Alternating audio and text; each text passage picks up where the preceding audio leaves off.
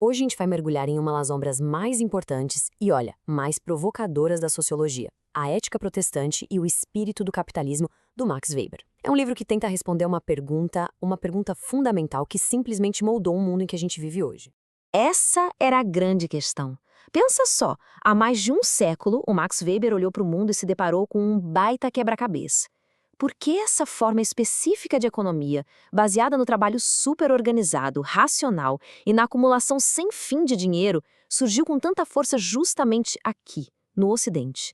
E a resposta dele, olha que interessante, não foi só sobre economia. Foi muito mais fundo, foi para o campo da cultura e da religião.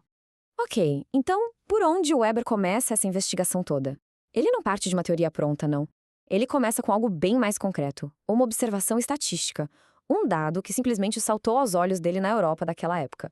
Ao analisar dados lá da região de Baden, na Alemanha, bem no comecinho do século XX, o Weber notou uma tendência muito, mas muito clara. Enquanto os católicos geralmente iam para uma educação mais clássica, mais humanista, os protestantes, por outro lado, dominavam de lavada as escolas técnicas e comerciais. Eram justamente as escolas que preparavam as pessoas para as novas carreiras na indústria e no mundo dos negócios. E olha, isso não ficava só na sala de aula. A mesma coisa se repetia na economia. Weber percebeu que os donos das empresas, os grandes capitalistas, os empreendedores e até os trabalhadores mais qualificados eram, na maioria esmagadora, protestantes. Era um padrão tão forte, mas tão forte, que não podia ser só uma coincidência. Tinha que ter uma explicação mais profunda por trás disso. E é exatamente aqui que o Max Weber entra em cena. Quase como um detetive, sabe? Ele não se contentou em achar que aquilo era só um acaso. Pelo contrário, ele levantou uma hipótese ousada. Certas crenças do protestantismo teriam ajudado a criar uma mentalidade, uma ética, que casava perfeitamente com a lógica do capitalismo. Para a gente conseguir acompanhar o raciocínio do Weber, a gente precisa primeiro entender o que ele queria dizer com esse tal de espírito do capitalismo. E atenção, porque não é bem o que parece à primeira vista. O espírito do capitalismo moderno, para Weber, não é só a ganância, aquela vontade de ficar rico para torrar o dinheiro com luxo. É o oposto disso. É uma mentalidade onde o trabalho duro e o lucro são vistos quase como uma obrigação moral. O objetivo não é o prazer que o dinheiro traz, mas a acumulação pela acumulação. É reinvestir o lucro para gerar mais lucro, num ciclo sem fim.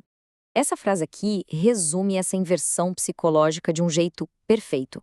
O trabalho e o lucro deixam de ser um meio para se viver uma vida confortável e viram o próprio objetivo da vida. Uma vida virtuosa, uma vida boa, era uma vida produtiva e lucrativa. Mas de onde surgiu essa ideia tão peculiar, né? Weber foi buscar a origem dela lá na Reforma Protestante, mais especificamente num conceito que mudou completamente o jeito como as pessoas viam o próprio trabalho. Esse conceito de Beruf, que a gente pode traduzir como vocação ou chamado, foi uma verdadeira revolução. Antes, a vida religiosa de um monge, por exemplo, era vista como superior à vida mundana. Lutero virou essa lógica de ponta cabeça. Ele disse que cumprir suas obrigações no mundo, na sua profissão, era a melhor forma de agradar a Deus. Ser padeiro, ferreiro, comerciante, tudo isso virou uma missão divina. E isso deu ao trabalho uma dignidade e um peso moral que ele nunca tinha tido.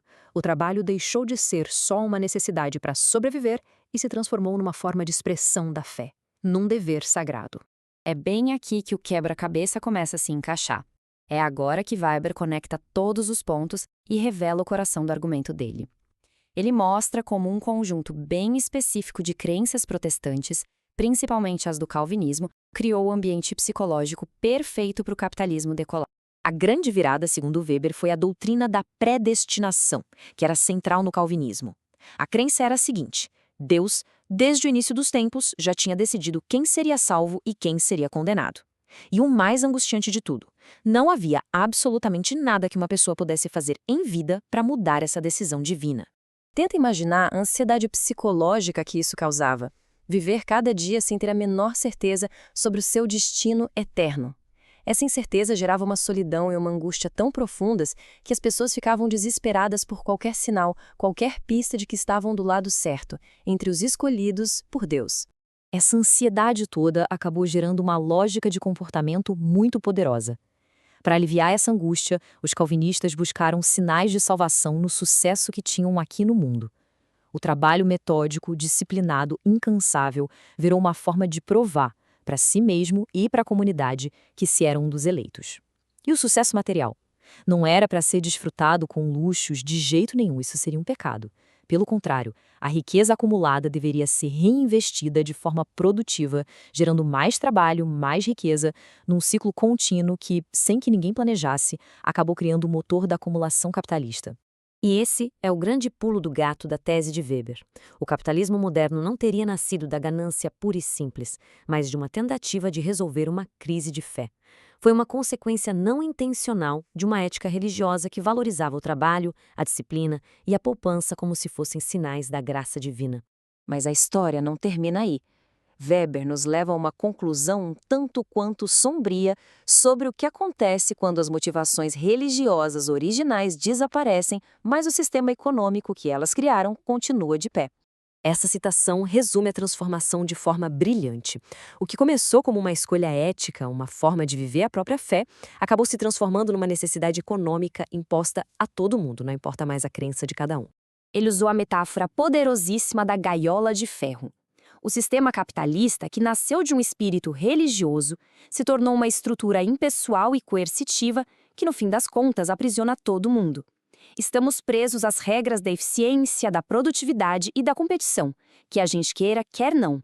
A mudança é gritante. A estrutura externa, o trabalho duro, a busca pelo lucro, o reinvestimento, tudo isso continua igual. Só que a motivação interna, a alma do sistema, essa se perdeu no caminho. O que antes era uma busca por salvação virou uma corrida movida pela necessidade de sobreviver no mercado. A busca por riqueza, que era um sinal de algo maior, tornou-se o único objetivo, um fim em si mesma. E a gente termina com essa pergunta do Weber, que ecoa até hoje.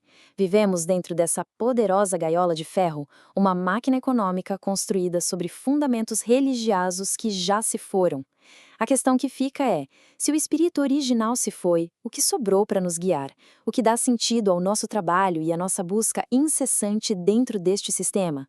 Uma reflexão que continua tão relevante hoje quanto era um século.